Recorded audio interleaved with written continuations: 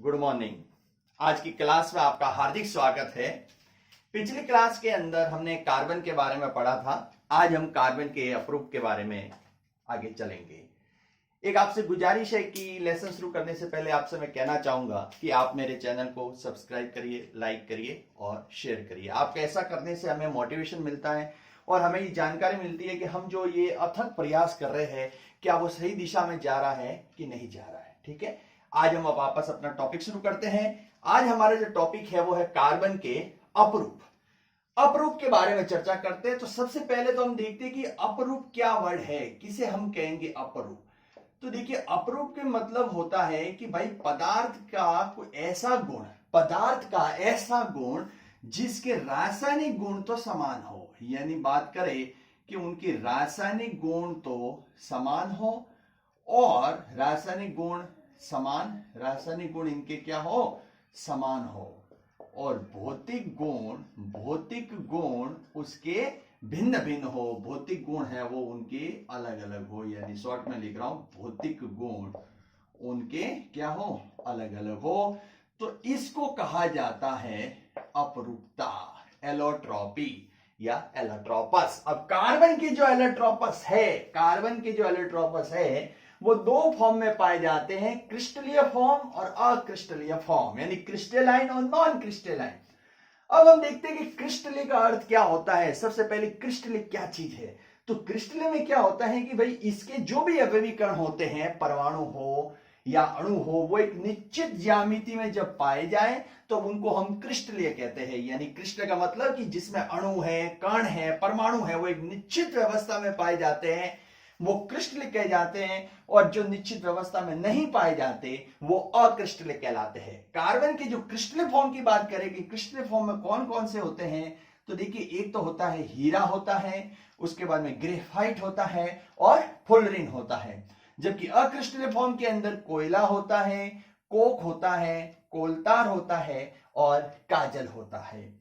तो इन पे भी यहां से भी क्वेश्चन है वो बन जाता है, आपसे पूछ लिया जाए कि कार्बन की क्रिस्टलीय फॉर्म कौन कौन से हैं। ठीक है, तो तीन तो हो वो क्रिस्टलीय फॉर्म दे दिया जाए, कौन सा नहीं है, तो तीन तो क्रिस्टलीय फॉर्म दे दी जाए, एक अक्रिस्टलीय बीच में डाल दिया जाए। तो ये सारे फॉर्म आपको याद होने चाहिए, रूप इसके याद होने चाहिए कि क्रिस्टलीय में हीरा, ग्रेफाइट, फुलरिन आता है, जबकि अक्रिस्टलीय में कोयला, कोक, कोलतार और काजल आता है। तो हम सबसे पहले जो हमारी क्रिस्टलीय फॉर्म के अंदर चर्चा कर रहे हैं, और क्रिस्टलीय फॉर्म के अंदर हम सबसे पहले ले रहे हैं हीरा, कि हीरे के बारे में क्या क्या विशेषता है वो पाई जाती है, उनकी चर्चाओं को हम करते हैं। तो देखिए हीरा यानी डायमंड।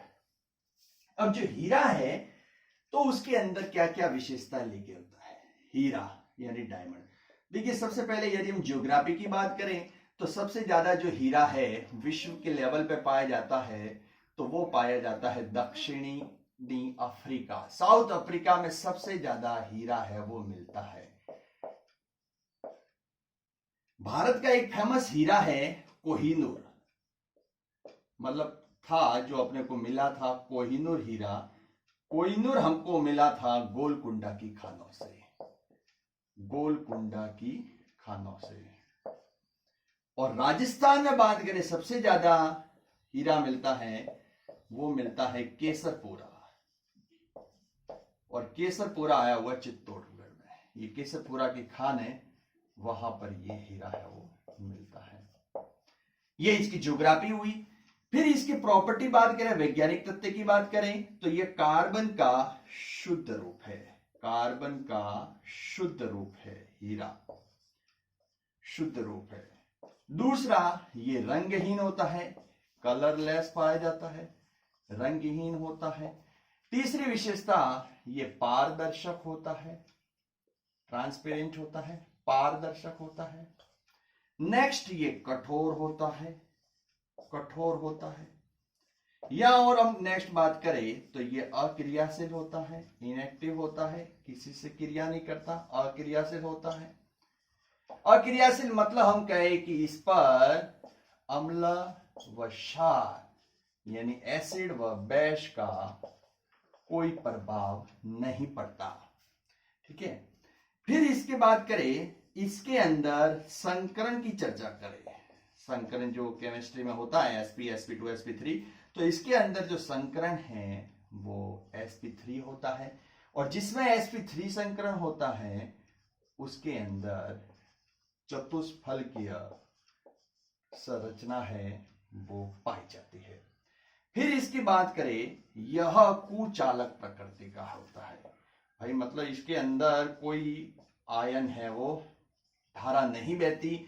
क्यों नहीं बहती? क्योंकि इसमें मुक्त इलेक्ट्रॉन नहीं पाए जाते, तो मुक्त इलेक्ट्रॉन है वो नहीं होते।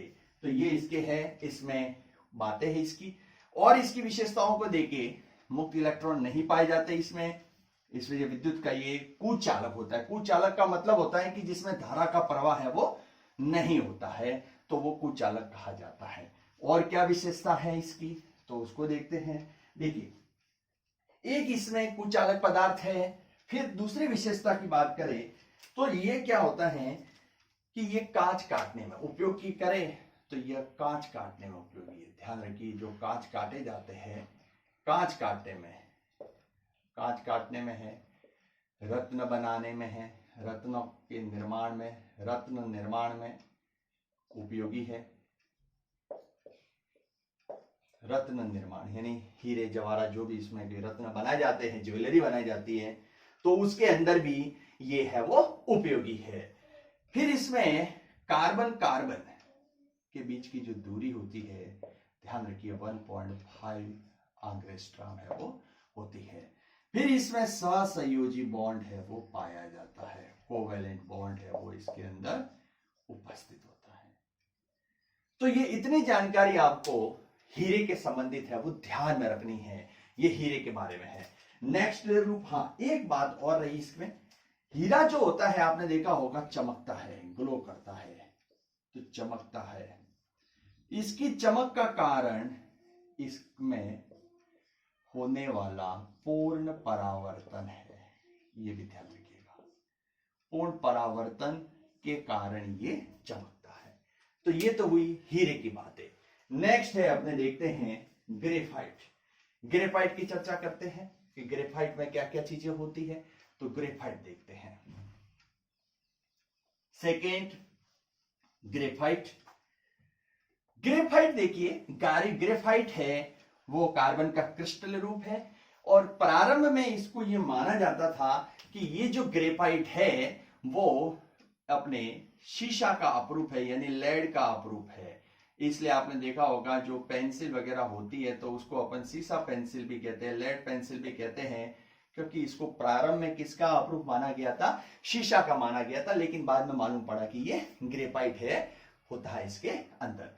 ग्रेफाइट की जो विशेषता है, ग्रेफाइट की विशेषताओं में ये क्या होता है, तो हम कहेंगे नम होता है, चिकना होता है, नम होता है, चिकना होता है, मुलायम होता है, ये सारी इसकी विशेषता है। मुलायम होता है, मुलायम होता है। क्यों होता है नम और चिकना मुलायम? तो उसका कारण है कि देखिए इसके अंदर जो परतें पाई जाती है इसको कहते हैं षटकोणीय परतें, यानी हेक्सागोनल परतें। और ये हेक्सागोनल परत क्या होती है, एक दूसरे के ऊपर फिसलती है, इस वजह से इसको चिकना या मुलायम कहा जाता है। और जब चिकना मुलायम है तो इसलिए इसको कहाँ यूज किया जाता है? लुब्रिकेंट में, यानी स्नेह के रूप में इस्तेमाल है वो इसको करते हैं। स्नेह के रूप में इस्तेमाल हम इसको करते हैं, और इसी का उपयोग किसमें? ग्रीस बनाने में भी किया जाता है। मशीनरी की जो ग्रीसिंग करते हैं तो उसमें भी होता है, ग्रीस बनाने में। सबसे महत्वपूर्ण बात, ये विद्युत का सुचालक है। यहां से क्वेश्चन जरूर आता है, विद्युत का सुचालक है। क्यों सुचालक है? तो आपको ध्यान होना चाहिए कि इसके अंदर क्या होते हैं? मुक्त इलेक्ट्रॉन है वो उपस्थित होते हैं, मुक्त इलेक्ट्रॉन होते हैं, और इसमें जो उपयोगी है मुक्त इलेक्ट्रॉन होते हैं, इस कारण से इसको कहते हैं। तो ये आप ध्यान रखना है, पेंसिल बनाने वगैरह में सारा इसका उपयोग होता है, पेंसिल बनाने। नेक्स्ट है फुलरिन। देखिए फुलरिन जो है ये तीसरा क्रिस्टल रूप है इसका, फुलरिन। फुलरिन की विशेषताओं को बात करें तो ये अमेरिका का एक वास्तुकार था, अमेरिका का एक वास्तुकार था और जिसका नाम था बंकमिनिस्टर फुलरिन। बंकमिनिस्टर फुलरिन, उसके सम्मान में इसका नाम ये फुलरिन रखा गया है।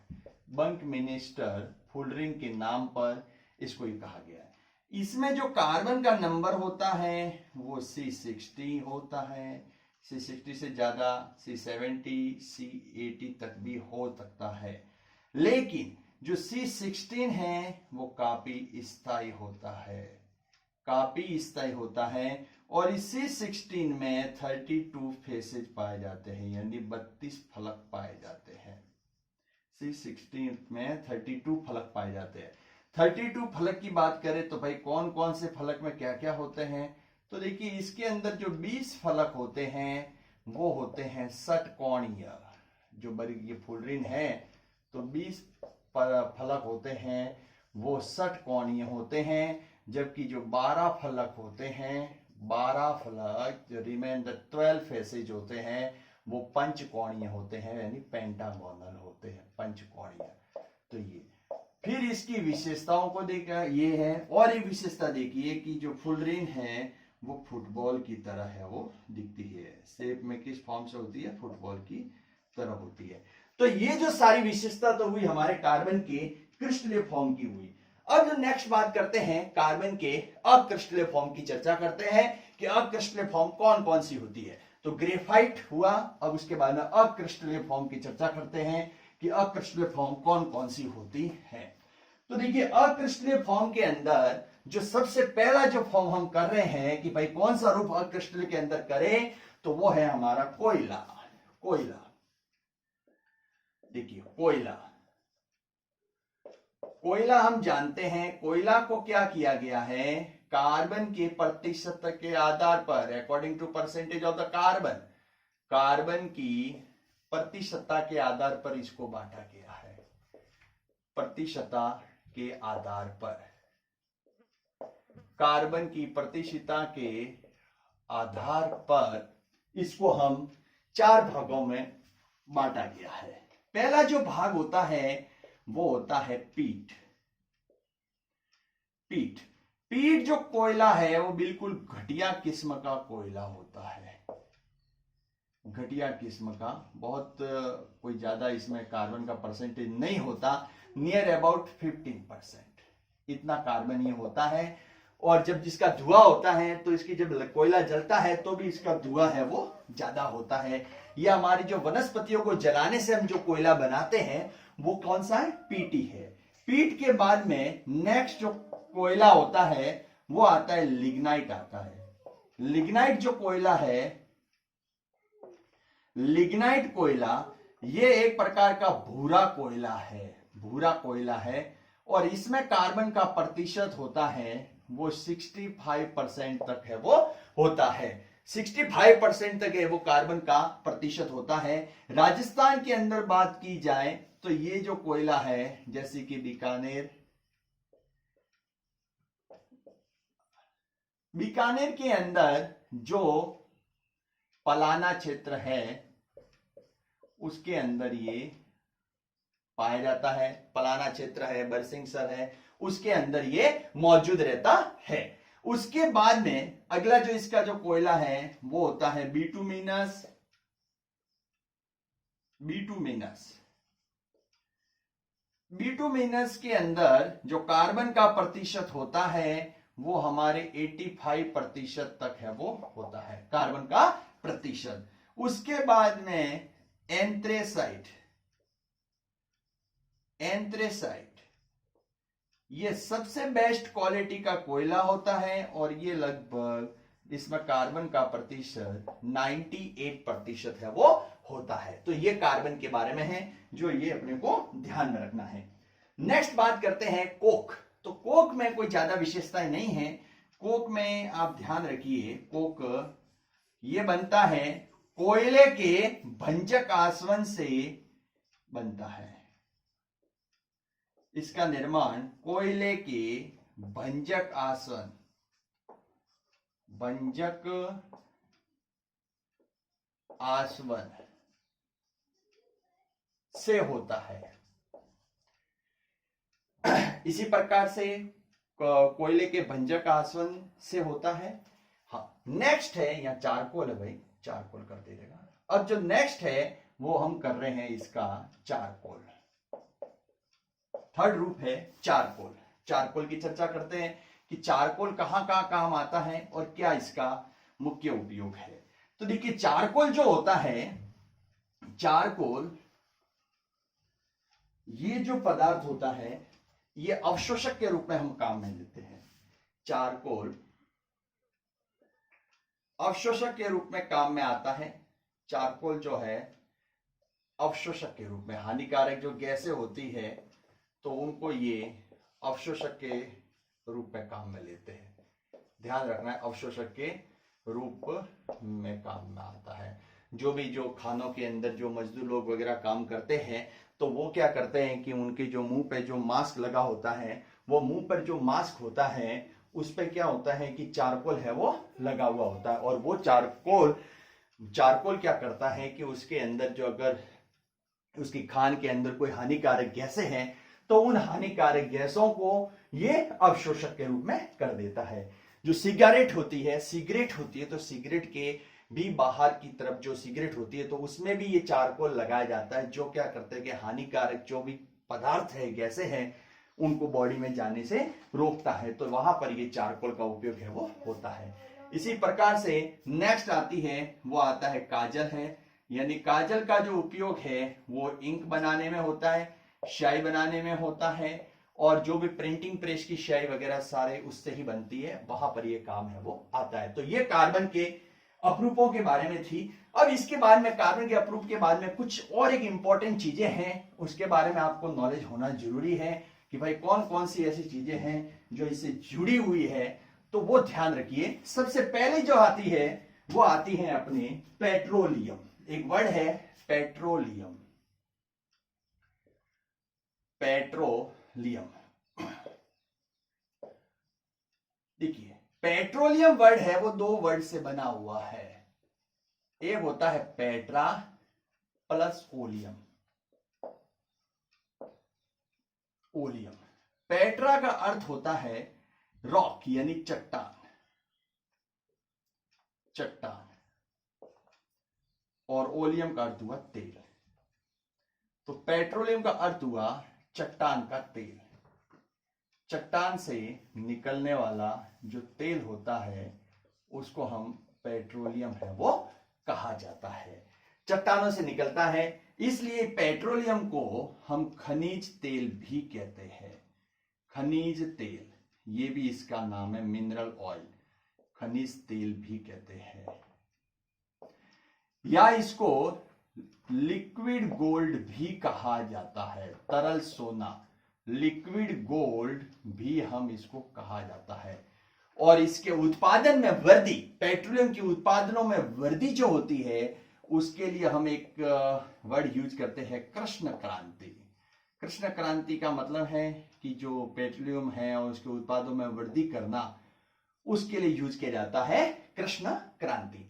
अब पेट्रोलियम होता है तो भाई पेट्रोलियम में बहुत सारी चीजें निकलती है। पेट्रोल भी निकलता है, डीजल भी निकलता है, केरोसिन भी निकलता है, नेफ्ता भी निकलता है, कोलतार भी निकलता है, टार भी निकलता है, डामर भी निकलता है। तो ये सब पदार्थ है वो निकाले जाते हैं, अलग अलग टेम्परेचर पे निकाले जाते हैं। अलग अलग टेम्परेचर में कौन सी मेथड से निकाले जाते हैं वो ध्यान होना चाहिए। फ्रैक्शनल डिस्टिलेशन कहते हैं जिसको, यानी इसको निकाला जाता है परभाजी आसवन विधि के द्वारा। परभाजी आसवन मेथड है, उसके द्वारा इसको है वो निकाला जाता है। परभाजी आसवन मेथड के द्वारा इनको अलग किया जाता है। अलग अलग परभाजी आसवन करते हैं, अलग अलग टेम्परेचर पर करते हैं और हम इनको अलग करते हैं। पेट्रोलियम जो होता है आखिर निर्मित किससे होता है? तो जीवाश्म से बनता है। जीवाश्म से ही ये तैयार होता है।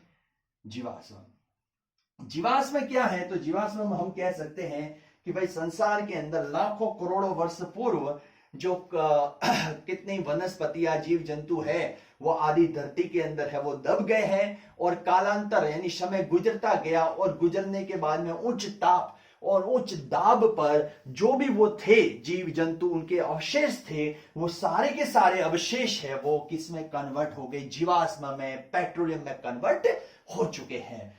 अब हम बात करते हैं पेट्रोलियम की। तो देखिए सबसे पहले जो पेट्रोल का कुआं, ध्यान रखना, ये नॉलेज में रखिए, अमेरिका में खोला गया।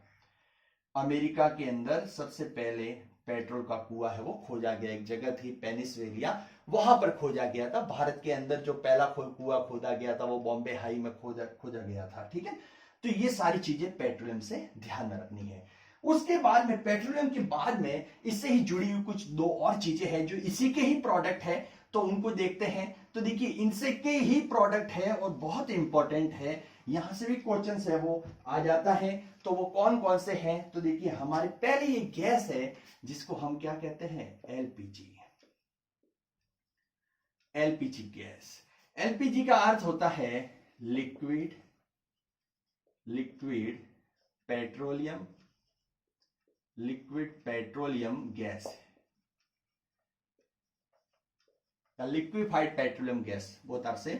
तो लिक्विड पेट्रोलियम गैस कहते हैं। अब इसमें होता क्या है, देखिए इसमें कौन कौन से मुख्य होते हैं। तो भाई इसके अंदर एक तो होता है इथेन, हाइड्रोकार्बन है सारे, इथेन होता है, प्रोपेन होता है, इथेन होता है, प्रोपेन होता है, इथेन प्रोपेन, ब्यूटेन होता है, कुछ मात्रा में पेंटेन भी पाया जाता है। ये सारे होते हैं। लेकिन जब आपको पूछा जाए कि ये तो हाइड्रोकार्बन कौन से होते हैं, तो हाइड्रोकार्बन ही है। लेकिन जब बात करें कि मुख्य घटक कौन सा होता है, मेन कंपोनेंट्स कौन सा है, तो मुख्य घटक की चर्चा करें तब आपका आंसर होना चाहिए ब्यूटेन। ब्यूटेन होता है। अब एक बात ध्यान रखिए, इसके अंदर खुद की गंध नहीं होती है, एलपीजी के अंदर खुद की गंध नहीं होती है। इसमें हम क्या करते हैं कि बाहर से है वो गंध है वो मिलाई जाती है। तो किस पदार्थ की गंध मिलाते हैं, तो उस पदार्थ को हम कहते हैं इथाइल मरकैप्टॉन। इथाइल मरकैप्टॉन की पदार्थ है वो इसमें मिलाया जाता है। इथाइल मरकैप्टॉन यानी इसका फॉर्मूला होता है C2H5SH। ये मिलाया जाता है और जो गंध आती है वो इसकी आती है, तो ये ध्यान हो जाए। नेक्स्ट इसी प्रकार से एक है सीएनजी। सीएनजी को कहते हैं संपीड़ित प्राकृतिक गैस यानी कंप्रेसर नेचुरल गैस। ठीक है, कंप्रेसर नेचुरल गैस। ये एलपीजी की कंप्रेसर नेचुरल गैस ये एलपीजी की तुलना में क्या होती है, सस्ती होती है। और इसके अंदर मुख्य घटक क्या होता है, मेथेन होता है। मुख्य घटक है वो मेथेन होता है, ये ध्यान रखना है। और सबसे पहले इसका प्रयोग दिल्ली के अंदर जब शीला दीक्षित सीएम थी वहां की, तो उस समय है वो किया गया था। और ये जो गैस होती है, इस गैस को हम इको फ्रेंडली गैस कहते हैं। इको फ्रेंडली गैस भी कहा जाता है। इको फ्रेंडली इसलिए कहते हैं भाई कि जब ये जलती है तो इसमें कम मात्रा में कार्बन मोनोऑक्साइड और कार्बन डाइऑक्साइड निकलते हैं, कम मात्रा में निकलते हैं, इसलिए हम इसको इको फ्रेंडली गैस भी है वो कहा जाता है। तो ये हमारा आज का पूरा टॉपिक था कार्बन के अप्रूव और उसके बारे में। ठीक है, धन्यवाद।